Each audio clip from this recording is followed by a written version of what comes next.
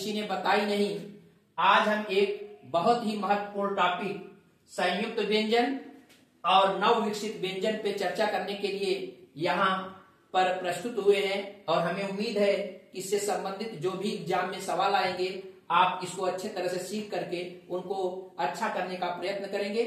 आइए सबसे पहले हम संयुक्त व्यंजन पर चर्चा करते हैं। तो आपको जब हिंदी वर्णमाला हम पढ़ा रहे थे तो हमने आपको बताया था कि 4 तरह के संयुक्त व्यंजन होते हैं जिसको आप कहते हैं क्षय, त्रय, ज्ञ, श्रय। आज हम इन संयुक्त व्यंजन ये निर्मित कैसे होते हैं और क्या संयुक्त व्यंजन संयुक्ताक्षर होता है या संयुक्ताक्षर और संयुक्त व्यंजन में अंतर होता है और नव विकसित व्यंजन, इस पर चर्चा करेंगे। तो ये 4 तरह के ऐसे वर्ण हैं जिनको हम संयुक्त व्यंजन कहते हैं।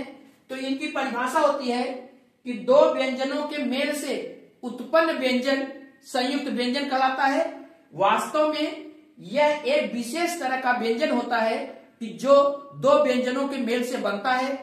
जैसे जो क्षय बनता है वो क आधा यानी क को हलंत लिख करके प्लस पूरे स मूर्धन्य स के साथ ये आपका क्षय बनता है।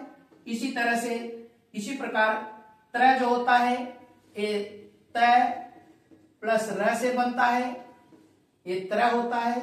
इसी तरह से जय प्लस इया से आपका ज्ञ बनता है। इसी तरह से स प्लस र से स्र बनता है।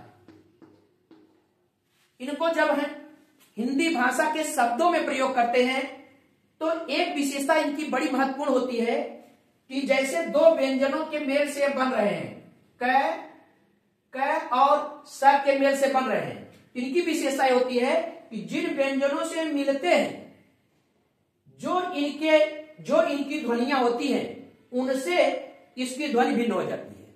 यानी कहने का मतलब जिन व्यंजनों के मेल से बनते हैं उनकी जो ध्वनियां होती हैं जब ये सब व्यंजन निर्मित हो जाते हैं तब इस वर्ण की ध्वनि इनसे भिन्न हो जाती है। जबकि यही मेन अंतर होता है। तो आप इस चीज को भली भांति जान लीजिए कि संयुक्ताक्षर और संयुक्त व्यंजन एक नहीं है, दोनों अलग अलग हैं।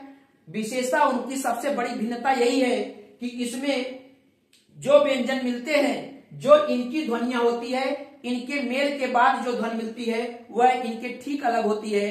जबकि संयुक्ताक्षर में एक आधा अक्षर और पूरा अक्षर जो मिलता है और उससे जो निर्मित ध्वनि होती है, जो वर्ण बनता है उस वर्ण की ध्वनि उन्हीं से मिलती जुलती ध्वनियां होती हैं और इसमें इससे भिन्न होती हैं। यही मेन अंतर होता है संयुक्ताक्षर और संयुक्त व्यंजन में।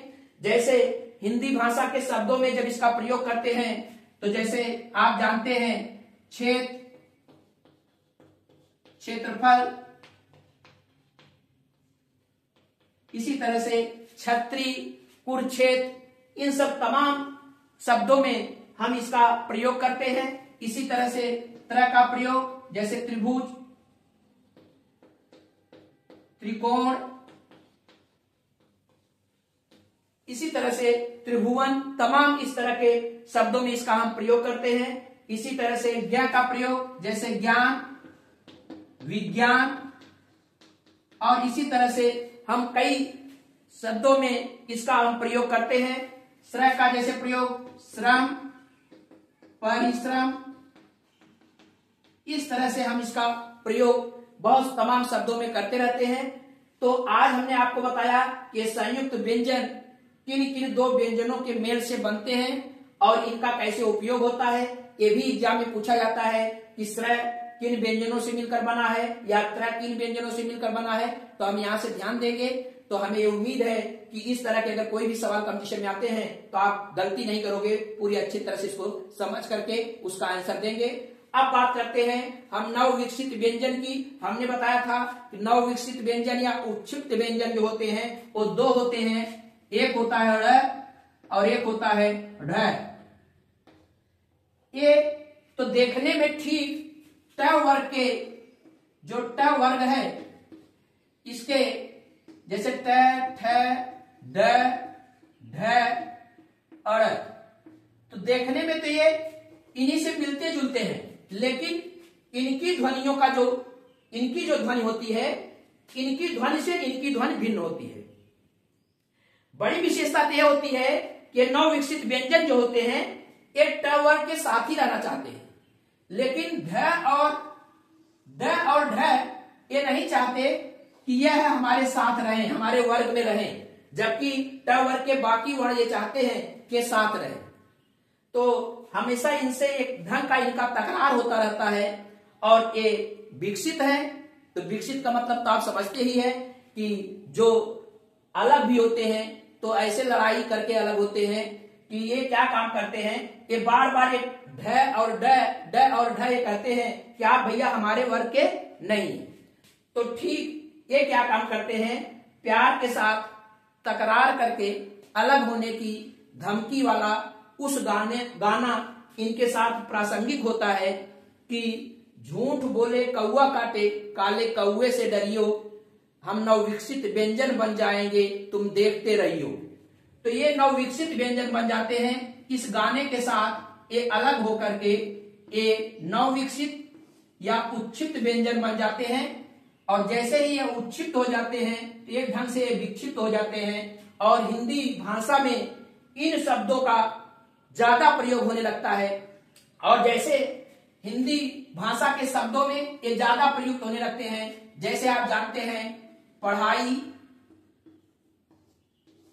सीढ़ी, लड़ाई,